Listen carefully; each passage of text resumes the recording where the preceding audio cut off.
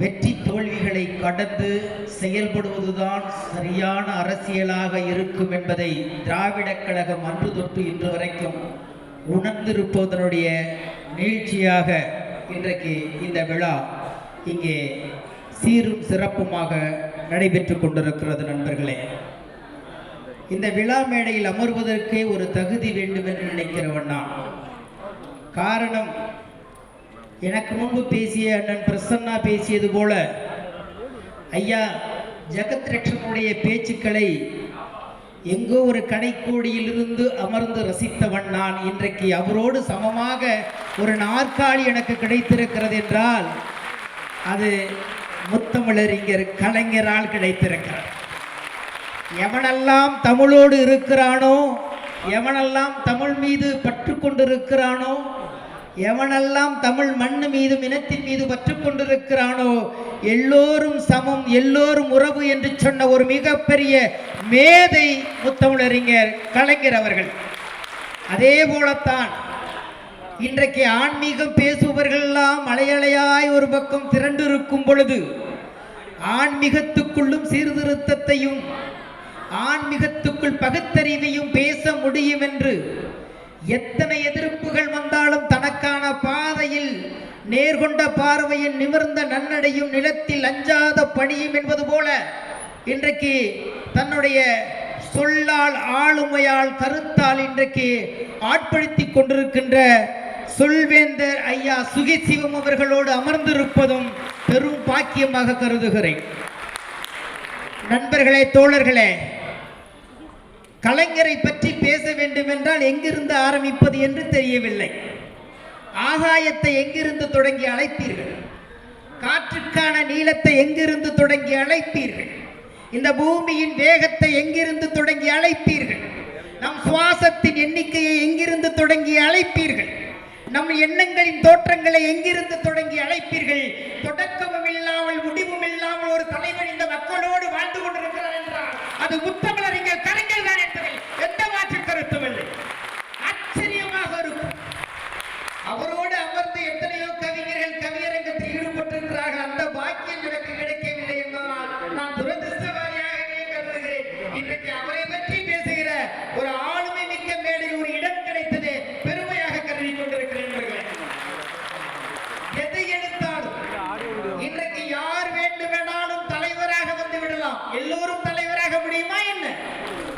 தலைவன் என்பதற்கு இலக்கணம் என்றால் இந்தியாவில் இல்ல உலகத்திலேயே ஒரே ஒருவரை சொல்ல முடியும் என்றால் அது முத்தமிழறிஞர் கலைஞரை வச்சு தான் சொல்ல முடியும்.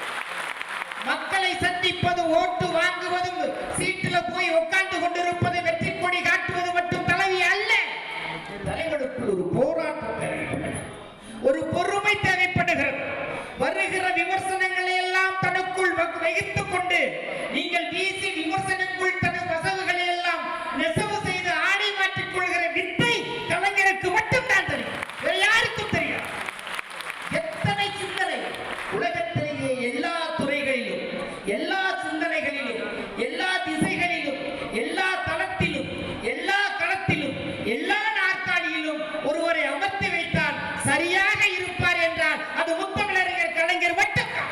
காரணம், அவர் வெறும் அரசியலுக்காக மட்டும் இங்கு வரவில்லை. சமூகத்தின் சீர்திருத்தம் என்ன, மாணவர்களின் சீர்திருத்தம் என்ன, பெண்களுக்கான முன்னேற்றத்தை எதை கொண்டு நடத்துவது, விவசாயிகளுக்கான முன்னேற்றத்தை எதை கொண்டு நடத்துவது, இந்த சமூகம் மேம்பட எதை கொண்டு நடத்துவது, ஜாதி மதத்தை அறவே ஒழித்து ஒரு சமத்துவத்தை எதை கொண்டு நடத்துவது என்று பன்முனையில போராடிய ஒரு மிகப்பெரிய போராளியை தலைமையாக கொண்ட இயக்கம். ஆனால் நல்ல வேளை இப்போது கலைஞர் இல்லை என்று கவலைப்பட தேவையில்லை. காரணம், நான் கண்ட திராவிட மண்ணாயுது, நான் கண்ட திராவிட வாரிசுகளாயுது, நான் கண்ட திராவிட தலைமுறையாயுது. இப்படி சிந்தனைகளை ஊற்றி ஊற்றி வளர்த்த திராவிட மண்ணில் இன்றைக்கு எந்த சிந்தனையுமே இல்லாமல் இன்றைக்கு ஒரு மிகப்பெரிய ஒரு மாற்றத்தை நாங்கள் அடைந்து விட்டோம் என்று சொல்லிக் கொள்கிறார்களே. ஆனால் இதுவா மாற்றம் என்று கலைஞர் இருந்திருந்தார் கண்ணீர் வடித்திருப்பார். எனவேதான் நல்ல வேளை அவர் இல்லை என்று தோன்றுகிறார். காரணம், அவர் உழைத்தது இதற்காக அல்ல, இந்த ஒரு மிகப்பெரிய ஒரு மாற்றத்தை பார்ப்பதற்காக அல்ல. ஆனால் ஒன்றை மட்டும் நினைவு வைத்துக் கொள்ள வேண்டும். நாம் இன்றைக்கு அண்ணன் பிரசன்னா பேசும்போது சொன்னால், ஆட்சியில் இருக்கும்போது கூட கைத்தட்டுகள் கொஞ்சம் குறைவாக கேட்கும். ஆனால் இல்லை என்றாலும் களமாடுவோம் என்றால் அது கலைஞர் புகுத்திய திராவிட ரத்தம் சிந்தனைக்குள் புகுத்தப்படும். காரணம், இங்கே பதவியும் நாற்காலியும் எப்ப வேண்டுமானாலும் வரும், போகும், மாறும், எல்லாம் மாறும். ஆனால் சிந்தனை ஓட்டம் என்பது எப்போது ஒரு போராட்டத்தை நிலைநிறுத்திக் கொண்டு அதை முன்னோக்கி செலுத்துவது என்பதை எத்தனை தலைமுறைகளாக போராடி இந்த இடத்தை பெற்றுக் கொடுத்தவர் கலைஞர் அவர்கள். அவர் எந்த வகையை எப்படி யோசிக்கிறது? எல்லாரும் தான் பேனா எடுக்கிறான், எல்லாரும் தான் கவிதை எழுதுறான், எல்லாரும் தான் பேனா எடுக்கிறான், எல்லாரும் தான் வசனம் எழுதுறான்.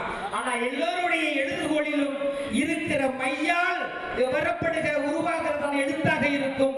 ஆனால் கலைஞருடைய எழுதுகோளில் இருக்கிற அந்த பேனா நுனி உள்ளால் வெளியில வருவது மையல்ல, உணர்வும் நெருப்பும் வெளியிலே வந்து திரையில் எப்படி வசனங்களை எழுதினாரோ அதற்கு சற்றும் குறைவில்லாமல் தரையிலும் வாழ்ந்து காட்டியவர் தான் கலைஞர் அவர்கள். நிறைய பேத்துக்கு திரை வேறையாயிருக்கும், தரை வேறையாயிருக்கும். நிறைய பேத்துக்கு வாழ்க்கை வேறையாயிருக்கும், பேச்சு வேறையாயிருக்கும். நிறைய பேத்துக்கு சிந்தனை வேறையாயிருக்கும், செயல் வேறையாயிருக்கும். நிறைய பேத்துக்கு வேடம் வேறையாயிருக்கும், மேடை வேறையாக இருக்கும்.